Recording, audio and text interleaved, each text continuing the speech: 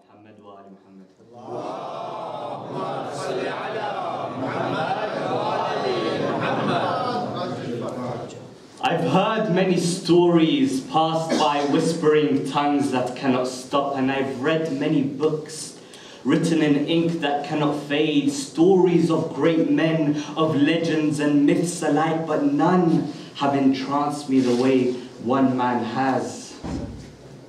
This man was a seed sown by Ali to adorn the fragrant garden of his household. This man was born from the womb of an equally heroic woman. This man was a hero, and if heroes were pillars, we'd all be resting in his shadow. This man is an immaculate specimen of his father, but he did not need his father's double-edged sword to be great. For his double helix DNA moved him like the shadow of Ali in battle and raised him like a moon in the cascades of darkness. So much so he was called the Hashemite moon, Qamar Bani Hashim. But what makes heroes eternal is the legacy they leave behind, and this man used death itself as a legacy to write his very own. Just how the sun does not fail to rise for us, and how 4 seasons in a year does not surprise us with autumn leaves falling to the ground gracefully around us, and the spring bearing fruits for us. Just like the consistent nature of clockwork, Abbas too will welcome us annually, because eternity fell in love with his broken heart. Just as we fell in love with his punctured pride, just as the ground fell in love with his bleeding hands, and the skies reddened in awe of the collapsing darkness of his eyes, while the angels hovered down in remembrance of his thirsty tongue. As if it was yesterday. As if it was yesterday when the water was trapped between the closings of his fingers, and his mind was trapped between Zainab and Sukaina. He questioned, how can a mountain drink from the clouds when the sun is out of sight? How can a mountain drink from the clouds when the sun is out of sight? He threw the water away in defiance, concluding his life on the lap of his very own brother.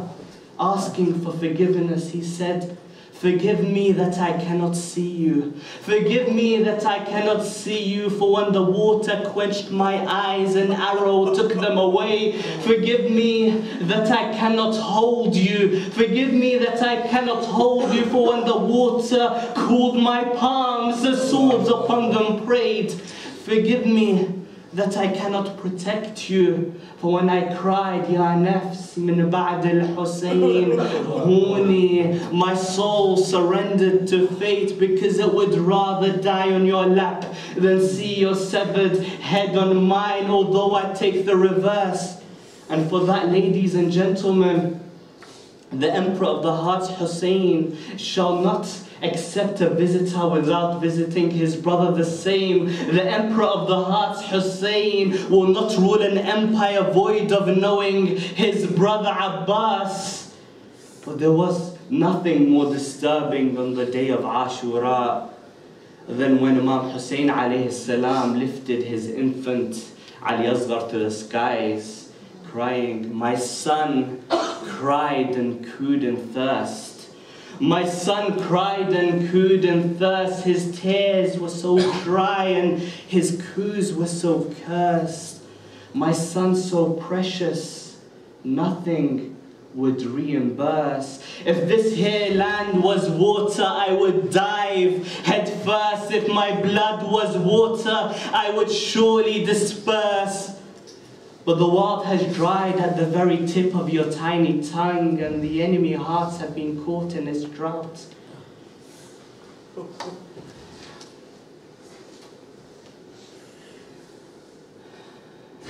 Oh Abdullah, Hajar moved from Mount Marwa to Mount Safa. Normally a father would be the first to quench the thirst of his dying child, but in this case I was the last, wishing I could go back into the past to see Ismail battle with his thirst, to see his cries break the ground until Zemzem burst. My son cried and cooed in thirst. His tears were so dry and his coos were so cursed. But there will be no miracle today. But there will be no miracle today. Oh Abdullah, oh Ali Asghar. Hajar moved from Mount Marwa to Mount Safa to quench the thirst of her dying child. I said to my own mountain Abbas, from the river to his death to quench yours.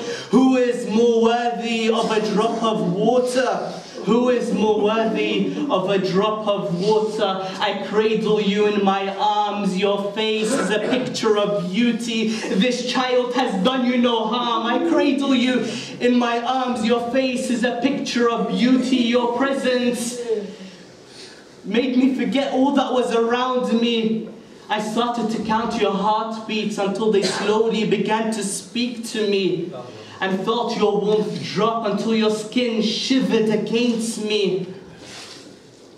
Face to face with Yazid's army, your lips are drying. This child has done you no harm. I was crying. You moved your dry tongue over your dried lips. My heart was frying.